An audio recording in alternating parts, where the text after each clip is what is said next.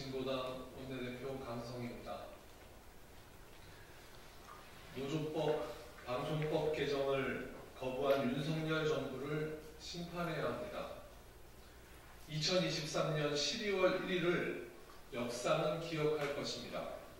끝내 윤석열 정부가 노조법 2, 3조 개정안, 방송 3법 개정안에 대해 거부권을 행사했습니다. 노조법은 파업 노동자를 상대로 한 무분별한 손해배상 청구를 제한하고 하청 노동자에 대한 원청 업체의 책임을 강화하는 것입니다. 무분별한 손배 가압류로 수많은 노동자들이 목숨을 잃었고 지금도 진짜 사장을 찾아 거리를 헤매고 있습니다. 또 방송법은 정권이 바뀔 때마다 반복되어 온 정권의 방송 장악을 저지하고 공영방송 독립을 위한 지배구조 개선을 담은 내용으로 오랜 기간의 사회적 논의와 합의를 거쳐 비로소 국회에서 통과된 법안입니다. 그러나 윤석열 대통령의 두 법안에 대한 거부권을 행사하여 입법부를 무력화하고 노동탄압과 방송장악을 하겠다는 독재적 발상을 여과 없이 드러냈습니다. 대한민국에 일하는 노동자는 2,500만 명입니다. 그 중에 비정규직 노동자들은 절반을 넘어서고 있습니다. 비정규직 노동자들에게 노조를 한다는 것은 인생을 망칠 각오를 하지 않으면 안 되는 엄혹한 현실입니다.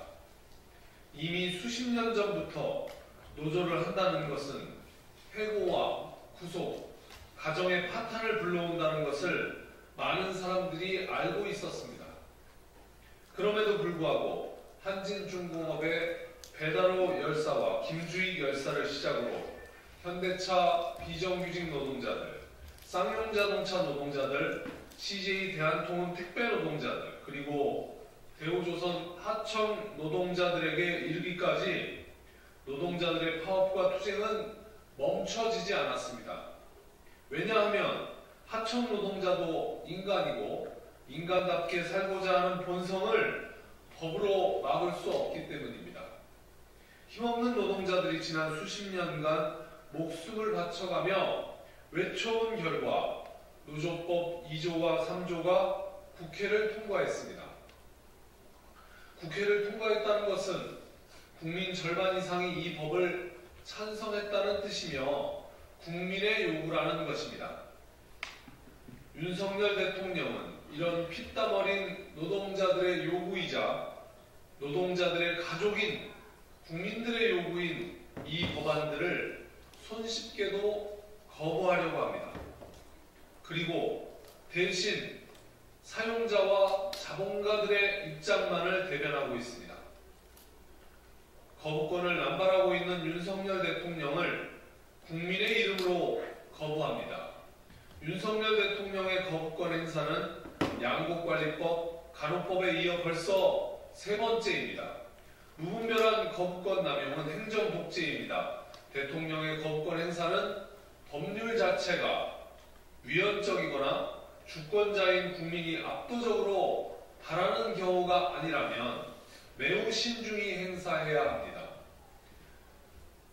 그러나 윤석열 대통령의 거부권은 야당 반대를 위한 반대로 무분별하게 남용되고 있습니다.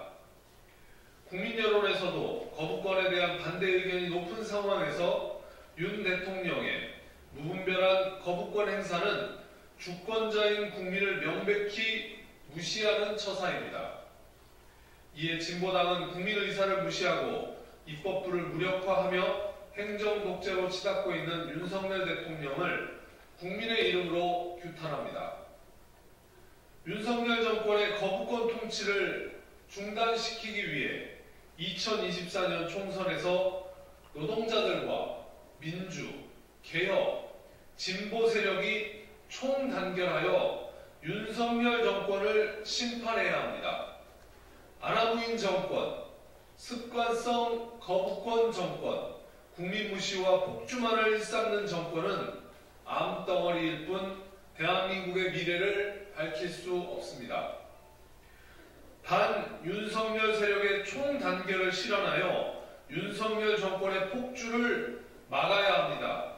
진보당은 오늘 국회 본청 앞 농성을 마무리하고 국민 속으로 더 깊이 들어가 윤석열 정권 심판을 위해 모든 것을 걸고 최대의 노력을 다하겠습니다. 고맙습니다.